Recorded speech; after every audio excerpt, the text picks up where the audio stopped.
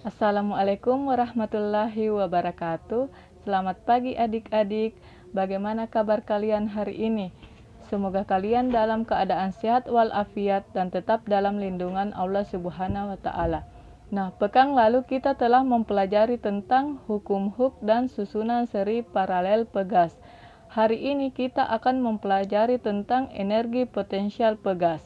Nah, di energi potensial pegas ini kita akan membahas pengertian energi potensial pegas, rumus energi potensial pegas, dan yang ketiga adalah contoh soal. Nah, kita ke pengertian energi potensial pegas. Nah, sebelum kita membahas apa itu energi potensial pegas, coba kalian perhatikan gambar berikut. Nah, gambar tersebut adalah salah satu contoh dari energi potensial pegas. Pada saat kita menarik karet ketapel, usaha akan dikerjakan oleh karet ketapel pada batu, sehingga batu akan bergerak. Semakin jauh kita menarik karet ketapel, maka akan semakin jauh pula batu bergerak. Dalam hal ini, energi potensial pegas akan tersimpan, dan semakin jauh kita menarik karet ketapelnya, maka semakin besar pula energi yang tersimpan. Saat karet dilepaskan, maka karet tersebut akan kembali ke posisi semula. Keadaan tersebut menunjukkan bahwa usaha yang dilakukan oleh karet akan menyimpan energi sebagai energi potensial pegas. Nah, agar kalian lebih paham, perhatikan gambar berikut ini. Nah, apabila pegas ini kita tekan sebesar F, maka pegas akan memberikan gaya pemuli yang besarnya sama, tapi arahnya berlawanan. Jadi, dapat disimpulkan bahwa energi potensial pegas adalah usaha yang diperlukan pegas untuk kembali ke posisi semula. Nah, kita beralih ke rumus energi potensial pegas. Nah, secara matematis, energi potensial pegas dapat dirumuskan sebagai berikut.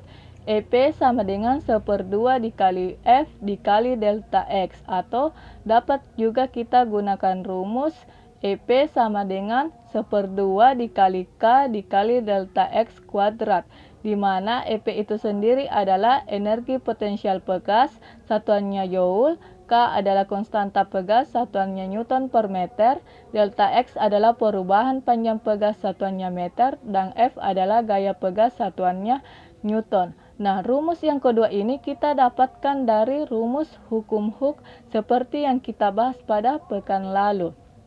Nah, kita beralih ke contoh soal.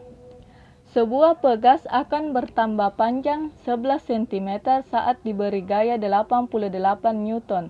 Hitunglah energi potensial pegas saat pegas bertambah panjang 2 cm. Jadi berdasarkan soal, yang diketahui itu adalah delta X-nya 11 cm atau 0,11 meter. F itu ada F sama dengan 88 Newton. Nah, yang ditanyakan adalah energi potensial pegas saat delta X-nya sama dengan 2 cm atau 0,22 meter.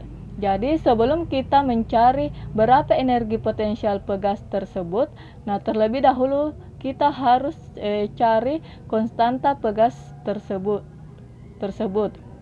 Nah, untuk mencari konstanta pegas tersebut, kita gunakan rumus hukum Hooke seperti yang kita bahas pada pekan lalu, yaitu F sama dengan K dikali delta X. Nah, K sama dengan F per delta X. Nah, F-nya kan 88, delta X-nya itu 0,11 meter. Jadi, 88 dibagi 0,11 sama dengan 800 Newton per meter. Nah, kita kan sudah tahu konstanta pegas tersebut adalah 800 Newton per meter. Jadi langsung saja kita cari energi potensial pegasnya.